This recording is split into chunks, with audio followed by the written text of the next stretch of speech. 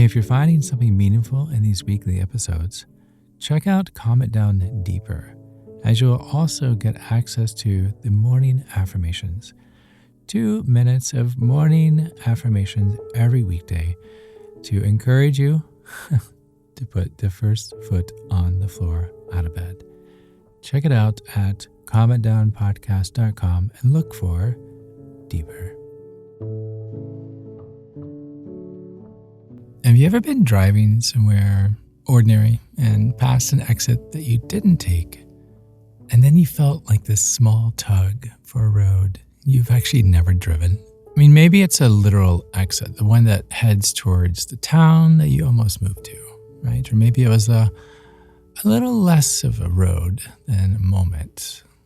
You're scrolling on a slow evening, and then you see someone that you used to know doing the thing that you once thought you might do. Or you think about the job that you turned down, or the one that turned you down. And for a second, an entire other life just kind of unfolds in front of you, right? You can see the apartment. You can see the version of you who lives there. They seem lighter somehow, more themselves, like they figured out something that you are still working on. Let's be honest. We all keep a few of these. The person we almost stayed with, the degree we almost finished. And here's the strange part. The lives we never lived tend to be the ones that we can actually picture most clearly, right?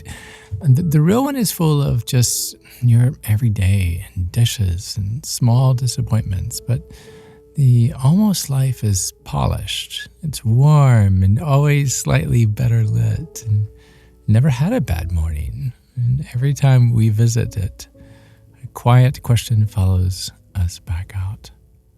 What if that one was the real one, and I have to be living the runner-up ever since? Have you ever asked yourself this? Well, let's dive in. I'm Chad Lawson, and let's comment down in 3, 2, 1. So I want to stay with the other life for a moment, because I don't think we notice how vivid we let it become.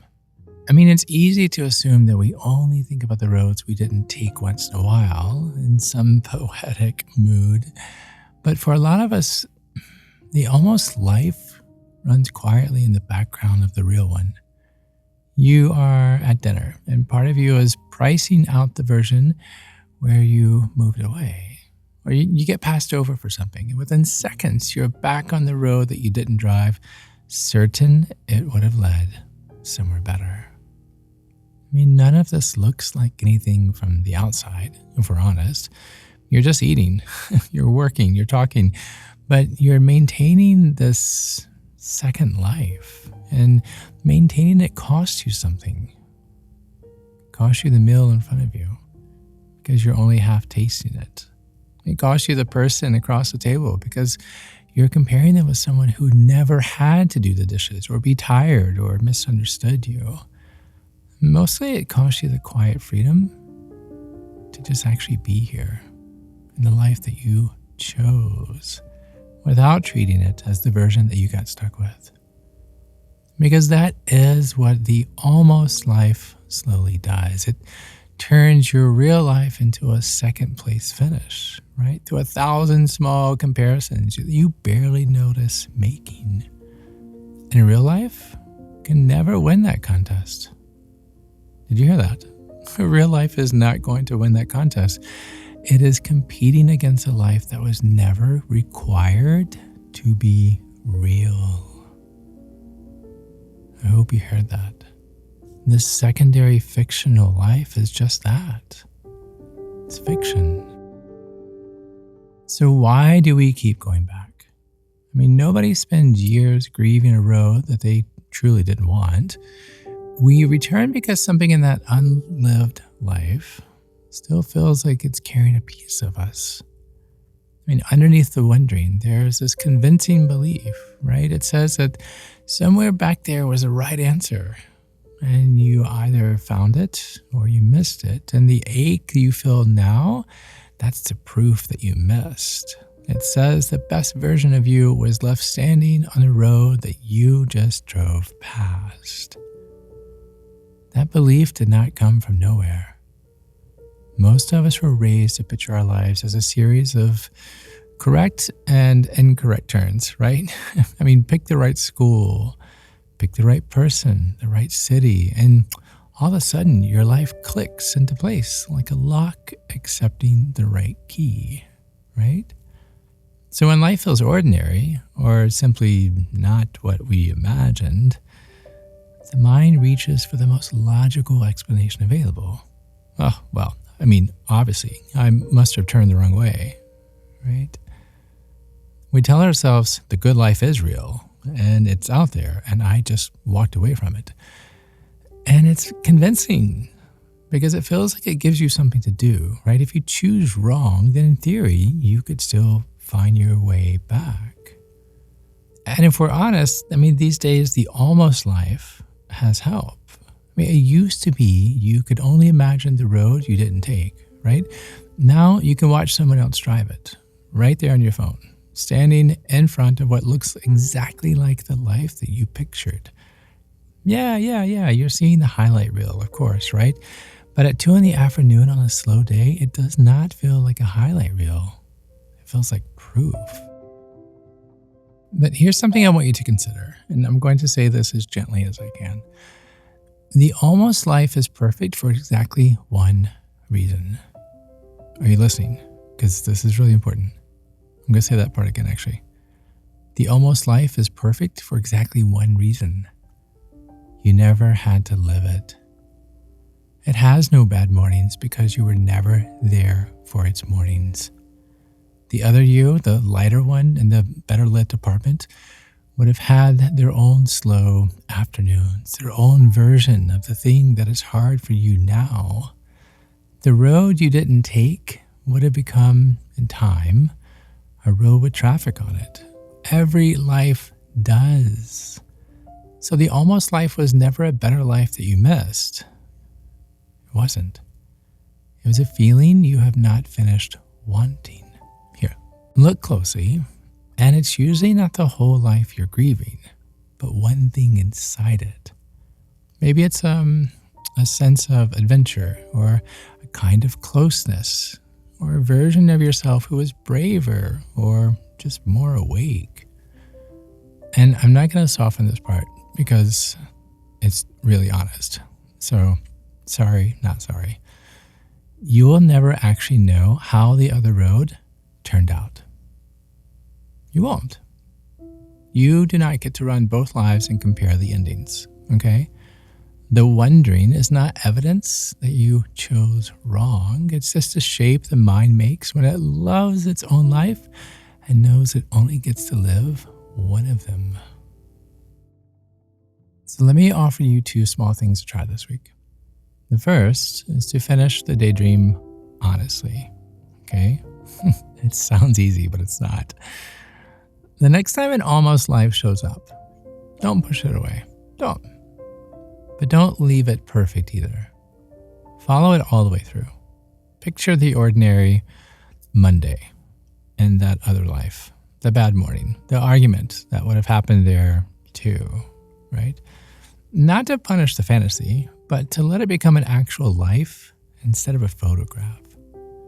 You will feel some resistance because part of you wants to keep that life untouched and shiny and perfect. But that resistance, that is the lesson. It means you are never comparing your life to a better one.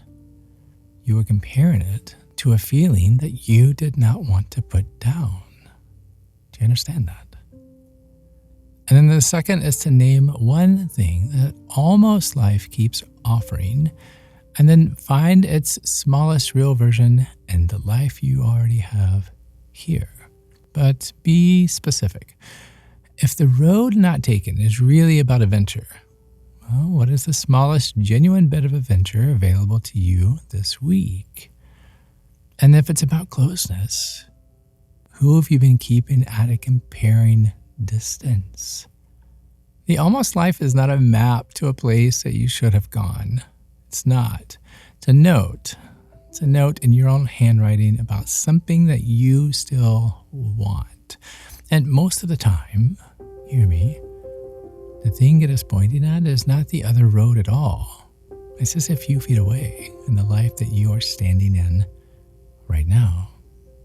So the next time that you pass that exit, you don't have to speed up. You do not have to turn around. You can let it be what it is. Not the road to the person that you were supposed to become. No, just a road curving off toward a life that was always going to have its own weather. The life you were in was never the runner-up. It was the one that you were brave enough to actually live. And it's still going. It's still going. Thank you. Thank you for listening. Thank you for living this life. Until next time, be kind to your mind. And join me again as we calm it down.